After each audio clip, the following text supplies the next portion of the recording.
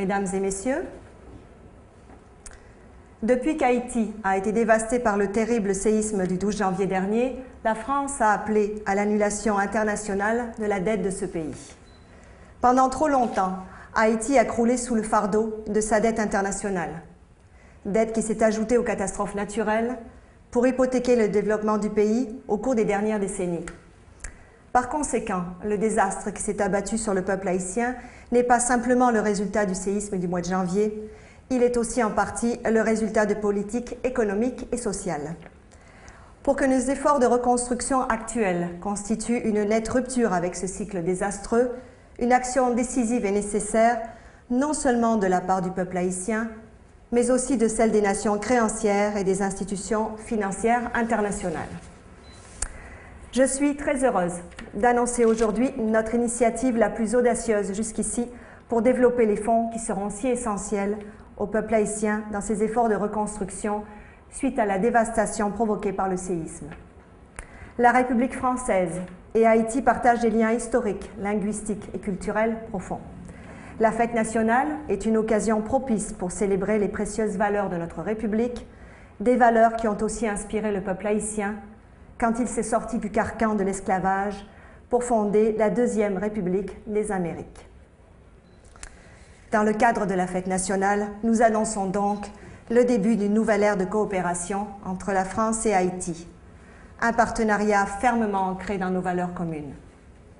Même si nos rapports historiques ont parfois été difficiles, nous proposons à présent de repartir à zéro, unis par la compassion et la coopération.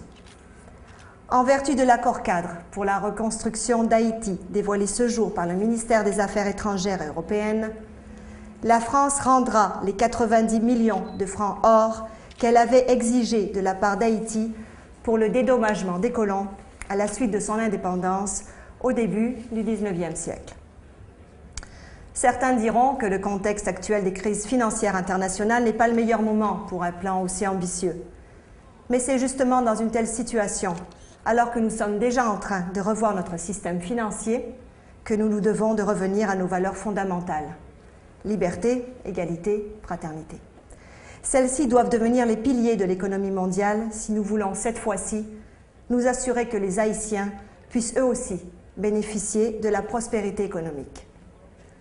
Le gouvernement français est fier d'annoncer son nouvel accord-cadre et encourage d'autres gouvernements à suivre son exemple, à prendre leurs responsabilités et à agir pour réparer les erreurs du passé, au moment où Haïti se trouve dans la plus grande nécessité. Le ministère des Affaires étrangères européennes travaille étroitement avec le gouvernement haïtien et le secteur de la société civile haïtienne afin d'établir un échéancier pour le virement de ces fonds. Au niveau national, le ministère des Affaires étrangères européennes travaille avec la Banque de France, supervisée par l'OCDE, le FMI et la Banque centrale européenne pour préparer un plan budgétaire à long terme. Le ministère travaille aussi en étroite collaboration avec la secrétaire d'État chargée de l'Outre-mer, de même qu'avec nos partenaires de la zone euro.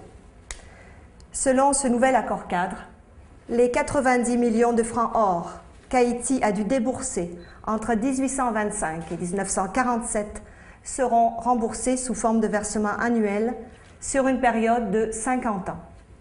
Si l'on tient compte de l'inflation ainsi que d'un taux d'intérêt minime de 5% par an, la somme totale s'élève à 17 milliards d'euros.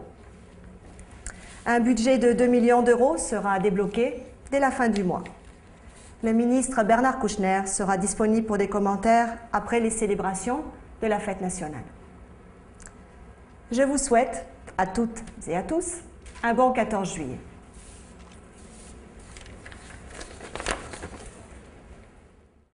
Le drame de l'Afrique, c'est que l'homme africain n'est pas assez entré dans l'histoire.